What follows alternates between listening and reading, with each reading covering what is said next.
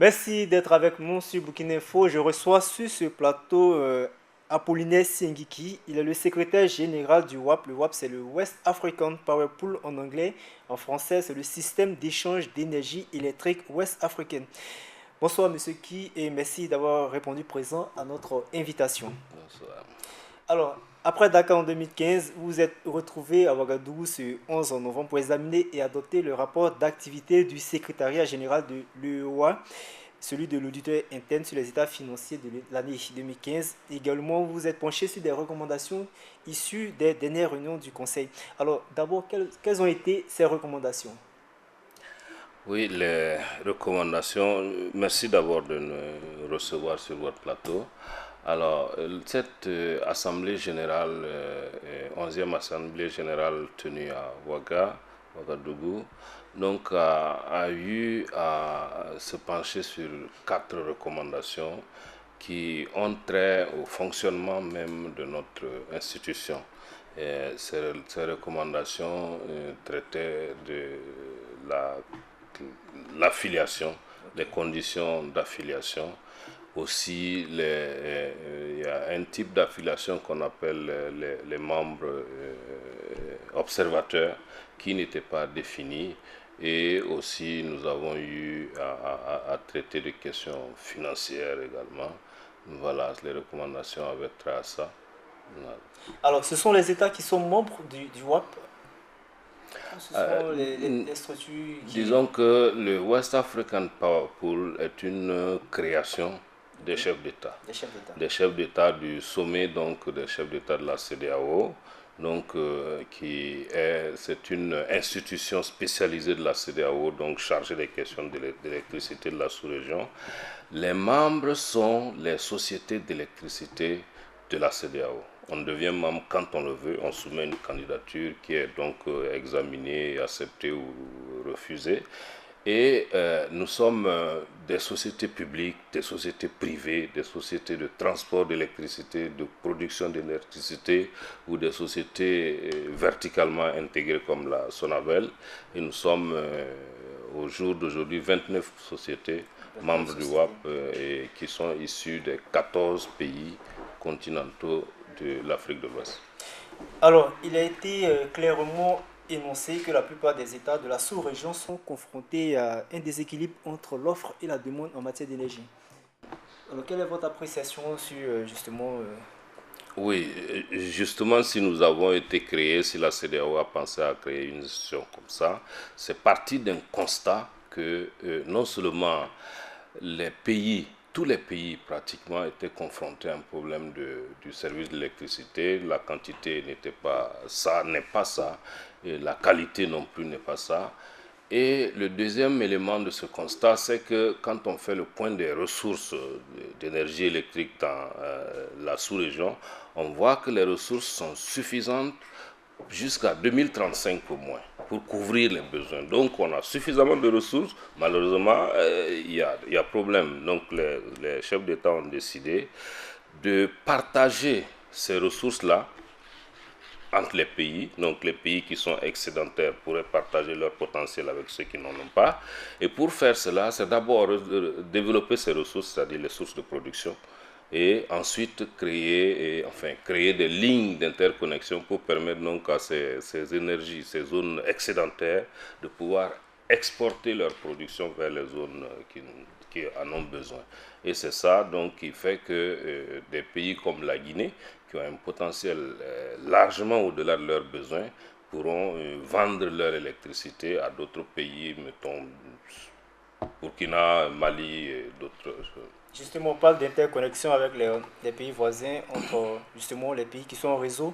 Alors, comment on peut parvenir à une électrification unifiée? On parle de plus en plus d'électrification unifiée.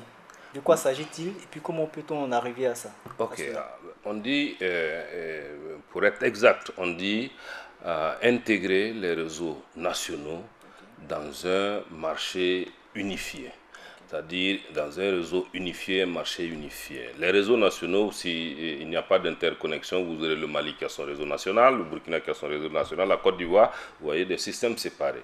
Maintenant, quand on construit les interconnexions, on lie donc ces différents réseaux, ça devient un seul réseau, c'est là l'unification.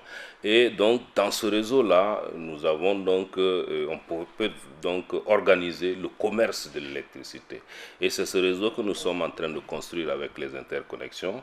Et ce réseau aura un centre de conduite, ce que nous appelons le dispatching, que les électriciens nous appelons le dispatching, qui sera en même temps l'unité de gestion, d'administration du marché. Nous allons construire ce centre à Cotonou au Bénin, qui sera donc, si vous voulez, le cerveau de gestion de ce réseau de l'énergie électrique de l'Afrique de l'Ouest. Alors, la crise énergétique est, je dirais, l'apanage de tous les pays africains. On a justement dans ces pays toujours des délestages. Alors que, une question un peu plus simple, on dit on a le soleil dans nos pays, mais on n'arrive pas justement à juguler ce problème-là. Alors, comment on peut parvenir justement à offrir l'électricité à tout le monde? Alors, offrir l'électricité à tout le monde, il y a deux composantes dans ça. La première, hein, pour partir de la fin, c'est permettre l'accès de l'électricité à tout le monde. Donc développer le réseau interne de chaque pays et puis faciliter l'accès en termes commerciaux, que les gens puissent donc se brancher, faciliter les coûts le paiement des coûts de branchement. Ça c'est une chose. L'autre aspect, c'est avoir la disponibilité de cette énergie. Même si vous avez un réseau que vraiment il n'y a pas l'énergie, mais bien sûr les gens n'auront pas. Et nous, c'est à ce niveau-là que nous intervenons en tant que West African Power Pool. C'est assurer que chaque pays, chaque société d'électricité qui le demande, puisse avoir de l'énergie à disposition à partir des pays qui en ont en trop. C'est ça. Donc, disponibilité, on mettra donc, en développant donc ces moyens de production, on mettra donc l'énergie à disposition de tous, ce qui permettra donc de le distribuer aux populations. Qui est de l'énergie solaire? Alors, pour l'énergie solaire, pour nous, c'est une source de production comme tout autre, voilà. Okay. Et en disant qu'on développe le potentiel, disons, de chaque pays, bien sûr, je vous parlais tout à l'heure de Guinée, si on vient dans la zone sahélienne, leur potentiel, c'est l'énergie solaire. Voilà, c'est la raison pour laquelle vous voyez que nous avons un projet de 150 MW d'énergie solaire au Burkina. C'est aussi le potentiel du Burkina qu'on va développer et qui fera l'objet du commerce aussi. C'est ça. Et ailleurs, vous avez le gaz, par exemple, qui peut servir à faire des centrales de production au gaz. Vous avez de l'hydroélectricité. Vous avez aussi du vent. Nous avons un projet de 150 MW solaire entre le Sénégal et la Gambie. Voilà. C'est le potentiel qui existe dans chaque pays. Donc, essayer de faire des études, le porter devant les bailleurs de fonds, trouver des financements et permettre aux pays, aux sociétés, donc, de les mettre en œuvre. Alors, on va s'attarder sur ce que vous avez dit concernant le cas du Burkina. Au niveau du WAP, quels sont les projets qui intéressent le Burkina? Bien, c'est vrai. La question posée comme ça, on dirait tous les projets intéressent le Burkina. Tous les projets. Oui. Pourquoi?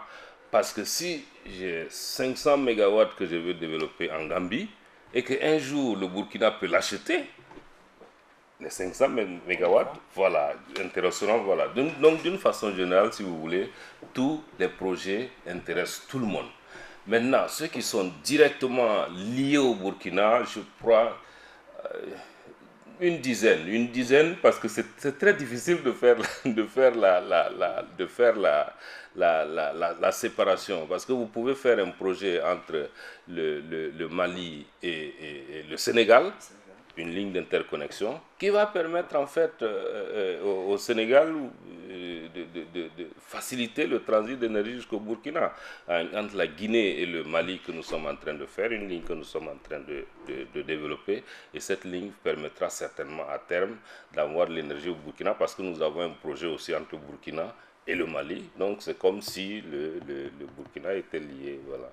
Mais directement, on peut citer une dizaine qui intéresse spécifiquement le Burkina, mais qui intéresse aussi les autres pays. Voilà. Alors, justement, vous avez tenu votre 11e Assemblée générale à Ouagadougou, au Burkina. Alors, la 12e Assemblée générale va se tenir où? qu'il y a des perspectives en vue? Oui, oui, bien sûr. Peut-être très rapidement. À l'occasion de chaque assemblée générale, bien sûr, on désigne le pays qui va abriter l'assemblée générale suivante et Ok. ensuite on propose le pays qui va suivre. La prochaine assemblée générale est prévue se tenir au Ghana. Au Ghana. Au Ghana, et ça se tient comme d'habitude au mois de novembre. Merci, monsieur qui, je rappelle que vous êtes le secrétaire général du WAP, le WAP qui est le West African Power Pool, c'est en anglais.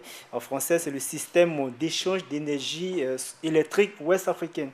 Alors, vous étiez à Ouagadougou dans le cadre de la 11e Assemblée générale du WAP qui s'est tenue à Ouagadougou justement, qui s'est ouverte le 11 novembre 2016.